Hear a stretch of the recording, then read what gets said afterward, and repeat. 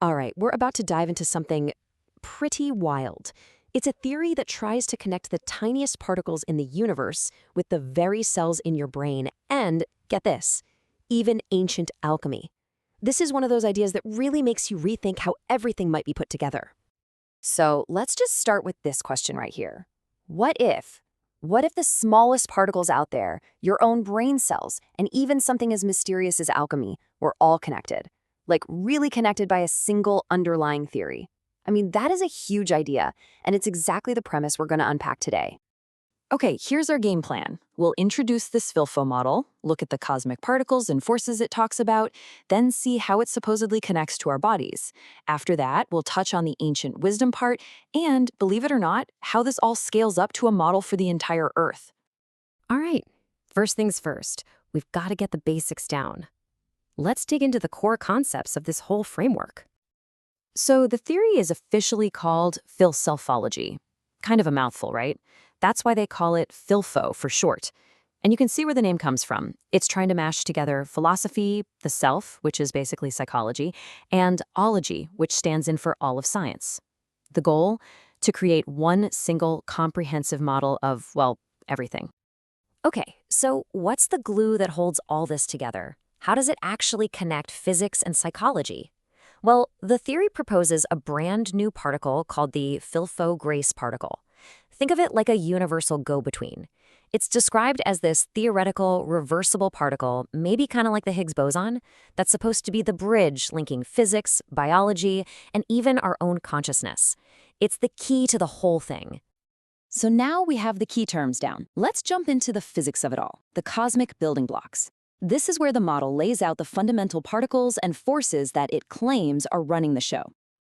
Okay, so how does matter even get created in this model? It's laid out as a four-step process. You start with a neutrino. Then that neutrino gets tangled up with an axion, which, by the way, is a real hypothetical particle that physicists talk about. This whole interaction happens in what the model just calls the void.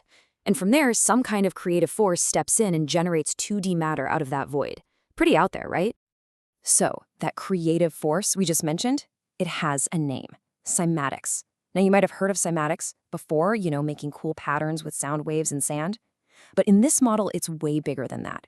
It's not just a cool visual trick. It's the fundamental engine of creation. It's the process that supposedly pulls biomatter out of the void and connects physics, chemistry, and biology together.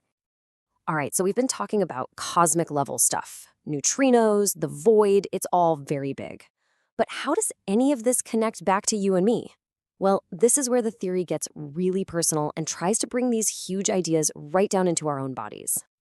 And here it is, maybe the most mind-bending claim in the whole theory. It proposes that the human body is a live bioaccelerator. Yeah, you heard that right. The idea is that our bodies are basically acting like a smaller biological version of the Large Hadron Collider at CERN. And not only that, but we're capable of spitting out our own neutrinos. Just think about that for a second. And this isn't just a vague idea. The model gets super specific. It tries to link that neutrino void stream we talked about to the potassium in our bodies, specifically connecting it to our neurons and glia cells. At the same time, it says the axion particle is tied to the sodium that helps our axons fire. It's literally trying to draw a straight line from subatomic particles right to the nitty-gritty of how our nervous system works. This leads to another claim that's just, well, it's something else. When you think of where neutrinos come from, you probably think of the sun, right? Or maybe a nuclear reactor. But according to this model, the list of things that emit neutrinos is a lot closer to home. We're talking about bananas and tomatoes, beans, lentils, milk, and, like we said, our own bodies and the Earth's core. Your lunch could be a neutrino source. Okay, so the theory has connected particles to neurons, but it doesn't stop there. It actually tries to go even further, weaving in ideas from ancient wisdom. We're talking about things like traditional food practices and, yes, even alchemy. Let me give you a concrete example of how it tries to do this. You know how in some traditional medicine or food practices, they talk about cooling foods and heating foods, like green lentils for summer and black lentils for winter? Well, this theory takes that idea and reimagines it as a kind of applied physics. It suggests that this isn't just an old wives' tale. It's actually connected to real physical properties, like the thermal spin of subatomic particles in the food itself. Pretty cool, huh? And alchemy? How does that fit in? Well, the model rebrands it. It's not magic, it's chemistry. That's chemistry with a K and with cymatics. The thinking here is that cymatics, that creative force we talked about, is the secret ingredient. It's the fundamental force that the old alchemists were unknowingly tapping into, the thing that could actually create and transform elements. All right, hang on, because we're about to get to the final and maybe the most ambitious part of this whole idea.